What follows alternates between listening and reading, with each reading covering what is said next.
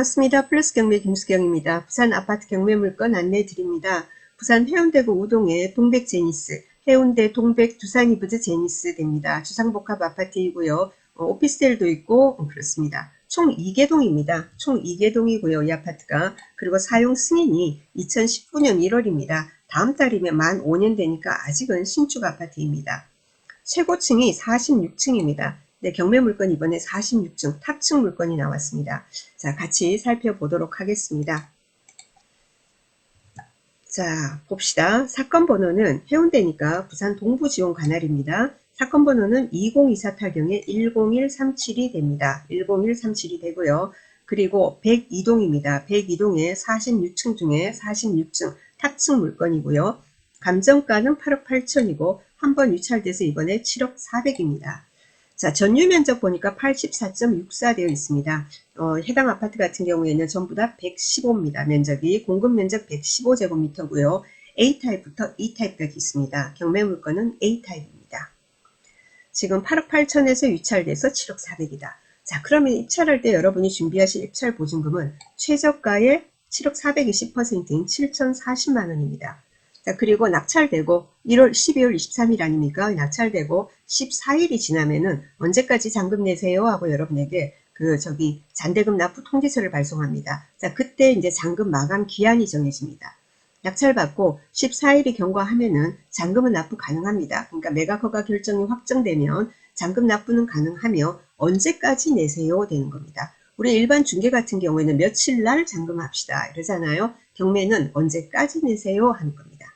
그래서 우리가 많이 알아보고 대출, 특히 잔금 낼 때 우리 경락잔금 대출 알아보지 않습니까? 자, 그러면은 여러 군데 알아보시고 너무 성급하게 결정하지 마시고 금리가 조금 내려갈 것 같다 하면은 일단은 예를 들면 그 알아본 것 중에서 좋은 조건이 있으면은 대출 신청하셔가지고 승인 받아 놓으셨다가 또 다른 좋은 조건이 있으면은 그거는 취소하고 또 다른 걸로 선택을 하셔도 됩니다. 보통 이제 1월달 되면은, 그죠? 우리가 왜 대출 총량 때문에 12월달은 항상 대출이 어렵습니다. 12월만이 아니고 연말 다 돼갈 때 한 10월경부터 시작해서 대출이 조금 항상 조건이 안 좋아요. 그런데 1월달 되면은 다시 또 리셋되니까 1월달에는 여러분들이 대출받기엔 좀 용이하지 않을까, 좋은 조건들이 많지 않을까라는 생각을 해봅니다. 여튼 자, 8억 8천에서 7억 4백까지 유찰이 되어 있다 이겁니다. 위치 보도록 하겠습니다. 위치 보겠습니다. 자, 여기 지금 지도를 열었는데 볼까요?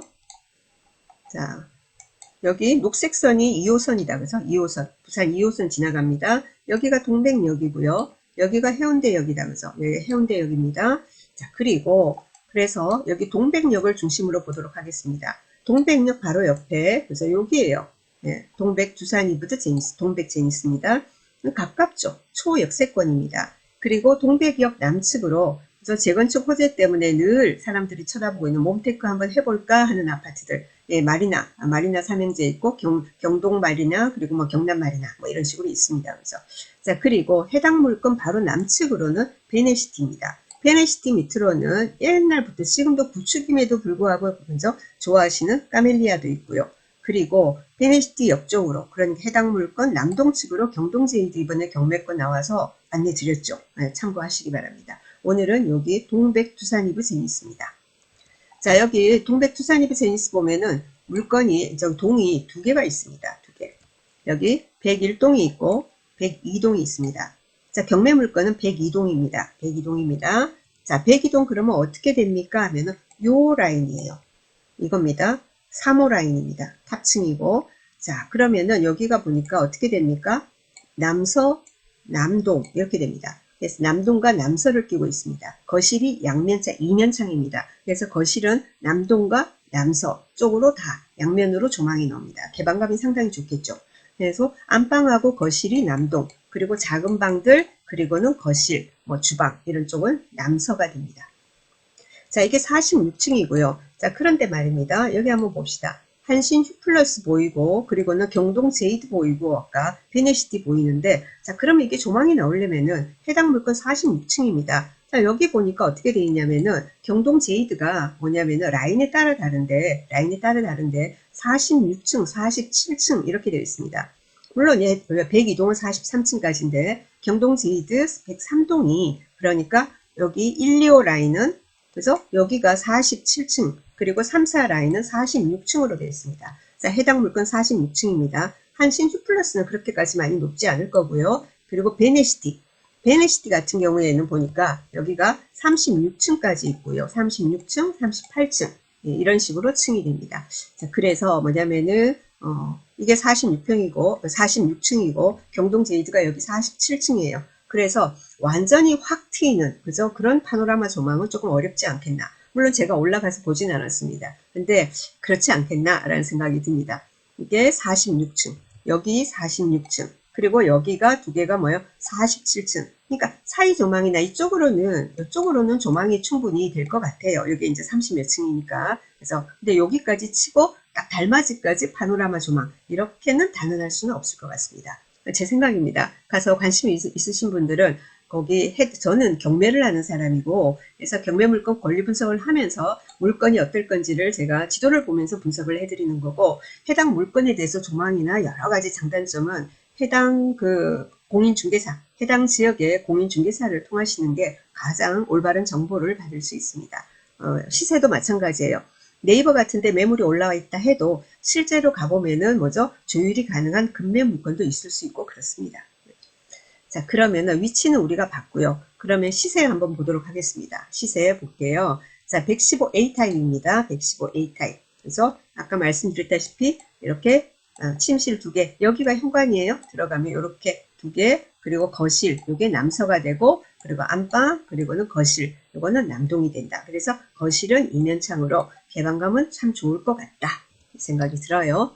자, 그리고 그러면 이거 매물은 어떻게 됩니까? 지금 나와 있는 매도 호가가 자, 101동, 102동도 조망이 나오니 다르니까 102동을 한번 볼게요. 근데 102동이라고 하더라도 말입니다. 102동이라 하더라도 여러분 라인이 두 개 라인이거든요. 달라요. 한번 볼게요. 자, 이게 3호 라인입니다. 이게 2호 라인, 3호 라인 됩니다. 2호 라인, 경매권 같은 경우에는 뭐죠? 남서와 남동, 그리고 2호 라인 같은 경우에는 남서와 어떻게 해요? 북서가 됩니다. 그래서 다르죠, 그죠? 거기에 따라서 조망도 다르고 시세도 다르리라고 생각이 듭니다. 그래서 여러분이 시세 알아보실 때도 어느 라인인지, 2호 라인인지, 3호 라인인지 이런 것도 비교 분석을 잘 하셔야 될 것 같습니다. 이 물건에 대해서 지금 감정가는 얼마 나와 있어요? 8억 8천이라고 나와 있으나 과연 이 물건에 진짜 어느 정도의 가치가 있는지를 알아야지 우리가 그보다는 어느 정도 저렴하게 나는 어느 정도만 좀 저렴해도 나는 만족해 이러면서 입찰가를 정할 거 아니겠습니까? 그렇죠. 자, 그러면 자, 권리 분석 한번 보도록 하겠습니다. 권리 분석 보고 잠시 시세로 돌아가서 볼게요. 페이지 열은 김에 권리 분석부터 해드리겠습니다. 어차피 열었으니까. 자, 등기부 보도록 하겠습니다. 자, 경매에서 특히 아파트는 크게 볼 건 없습니다. 아파트에서 볼 것은 두 가지입니다. 등기부 보고요. 특히 아파트는 집합 건물이라서 등기부도 두 개가 아니에요. 하나밖에 없습니다. 그래서 그 하나의 등기부에서 내가 인수해야 할 것이 있는지 보고 또 임차인이 있는지 보고 그 임차인의 보증금을 내가 인수해야 되는지 그거 확인하면 되는 거예요. 그거면 끝이에요. 자, 등기부 봅니다.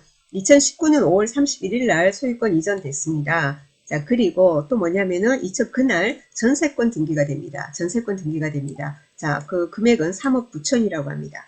그리고 전세권 등기되고 22년 5월 20일에 세북구 새마을금고에서 담보대출을 해줬어요. 2억 4천 잡아놨네요. 2억 정도 빌린 모양입니다.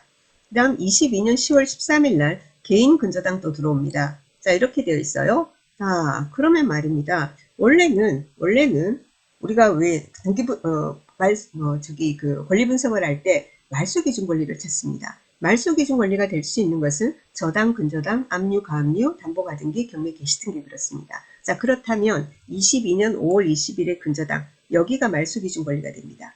그럼 전세권은요? 자, 전세권 같은 경우에는 배당 요구를 해도 되고 안 해도 되고 그렇습니다. 배당 요구를 하면은 그죠? 전세권 등기부터 건물 전부에 대한 전세권 등기 같으면 그때부터 이제 말소가 돼서 요 권리가 말소 기준 권리처럼 해석을 하시면 되고 자, 그런데 선순위 전세권 등기권자가 예를 배당 요구를 안 하면 그만큼을 인수를 하는 겁니다. 근데 여기서는 이 전세권 등기권자가 경매를 신청한 겁니다. 임의 경매를 신청했습니다.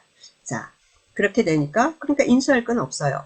근데 이 사람이 또 전입도 했어요. 근데 전입은 늦게 했습니다. 그래서 22년 10월 21일 날 이렇게 되어 있고요. 그래서 뭐 대학력은 없습니다. 그래서 등기 부상 또는 뭐 임차인 관계 뭐 양쪽을 봐도 인수할 건은 없다. 이렇게 됩니다.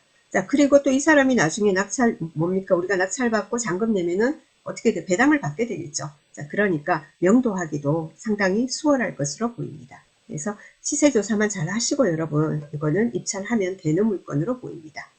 자, 그럼 시세 보겠습니다. 뭐 시세하고 워낙에 실거래가가 별로 없다 보니까 제가 큰 도움은 여러분께 못 드립니다. 그냥 참고만 하시고요. 한번 그냥 같이 구경이나 해보겠습니다. 자, 백이동입니다. 백이동 보니까 백이동 15층 7억 5천 나와 있고요. 그 다음 내려가서 16층이 8억에서 8억 5천 나와 있고 중층 8억 2천 그리고 저층도 뭐 이런 게 나와 있는 게 있고요. 고층 물건 한번 볼게요. 고층 한번 보겠습니다. 고층이 10억 천으로 나와 있습니다. 10억 천. 몇 층인지는 알 수 없습니다. 그래서 뭐 아무리 그래도 경매물건 제일 탑층이니까. 그죠? 일단은 고층이라고 되어 있고요. 고층 10억 천 나와 있고 그리고 방향은 거실 기준 남향으로만 나와 있습니다. 자, 이런 경우에는 아마 남서 2호 라인이 아닐까라는 생각은 듭니다만은 특별히 언급이 없습니다.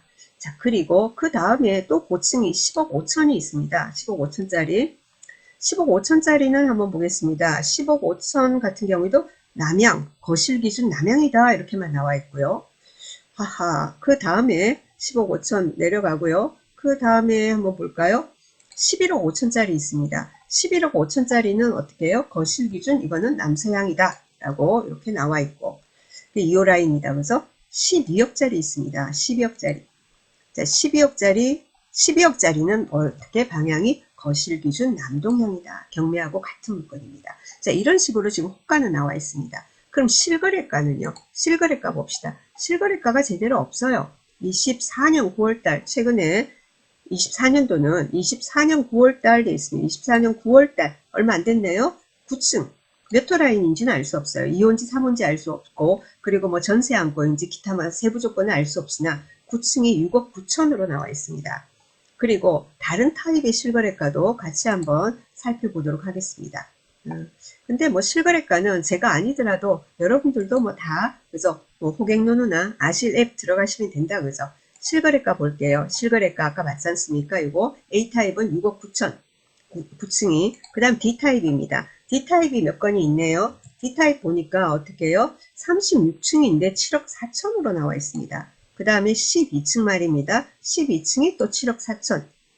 그리고 어떻게 해요? 17층이 7억 9천5백, 29층이 8억 4천5백 이렇게 나와 있어요. 그래서 이거는 지금 국토부 기준으로 동이 나와 있지 않습니다. 네이버에서는. 근데 말씀드렸다시피 아실이나 호갱노노 쪽으로 들어가면은 등기가 된 것은 몇 동이다, 101동이다, 102동이다 하고 정확하게 나와 있고요. 등기가 안 돼 있는 경우에는 본인 그 관계자들이 몇 동인지 확인된 경우에는 몇 동이다. 아니면은 그냥 이렇게 여기 네이버에서 보듯이 층만 나와 있는 경우들이 있습니다. 그래서 지금 보면 115 B타입이 8억 3,800 뭐 이런 식으로 나와 있어요. 115 C타입은 지금 없고요. 그 다음에 E타입이 보니까 43층이 9억 3,500으로 나와 있습니다. 8월 3일날 24년 8월 3일 거래된 걸로 9억 3,500 나와 있습니다. 여튼 이번에 말입니다. 최저가가 7억 400입니다. 탑층이고. 그래서 관심이 있으신 분은 참 이게 입찰가를 잡기가 여러분 애매모호하시겠지만 그렇다 하더라도 저층의 실거래가 몇 건 거래된 거 있죠, 그죠? 그런 거는 그죠? 그 아주 저층입니다. 주로 저층 쪽이었죠. 그래서 그런 물건들의 그 실거래가와 지금 비슷한 상황이에요. 2차 최저가가. 그래서 저는 2차에 여러분 입찰하시기를 좀 추천드리고 싶습니다. 만약에 유찰이 된다 이러면은 항상 경매는 그렇습니다. 저희는 이제 시세 이런 거 있잖아요. 호가, 실거래가 다 보면은 어느 정도면은 이제 낙찰이 가능하겠다라는 가늠이 나오지 않습니까? 자, 그런데 의외로 말입니다. 안 되고, 그때 낙찰이 안 되고 다음 회차로 유찰이 되는 경우 있습니다. 그런 경우에는 더 많이 알려져요. 원래 경매는 한번 유찰되면은 뭐 한 3, 40일 후에 그 다음 진행을 합니다. 자, 그러니까 그동안 더 많이 홍보가 되고 그리고 또 많은 사람들이 왜 3차까지 왜 갔지? 이렇게 된다고 해서 보통 2차에서 낙찰이 많이 되던데 물론 3차에 되는 것도 있지만은, 근데 보통 대부분의 사람들은 신권일 때 보지 않고 2차 가면 갔구나, 3차 가면 뭐지, 4차 가면 웬일이야, 막 이렇게 되는 겁니다. 근데 그러지 마시고, 그래서 지금 저층 실거래가랑 비슷한 수준이니까 이게 탑층이고 그렇습니다. 그래서 저는 이번에 2차 여러분이 입찰하셨으면 하는 바람이 추천드리고요. 그리고 아까 말씀드렸다시피 등기부상에 아무런 문제가 없고 임차인도 문제가 없습니다. 그래서 다 배당을 받을 것이고, 그래서 명도하기도 상당히 수월한 초보 경매 공부 좀 하셔가지고 초보분들도 혼자서 충분히 진행할 수 있지 않을까라는 생각이 듭니다. 자, 오늘 여기까지 하도록 하겠습니다. 조금이나마 도움이 됐으면 좋겠습니다. 감사합니다.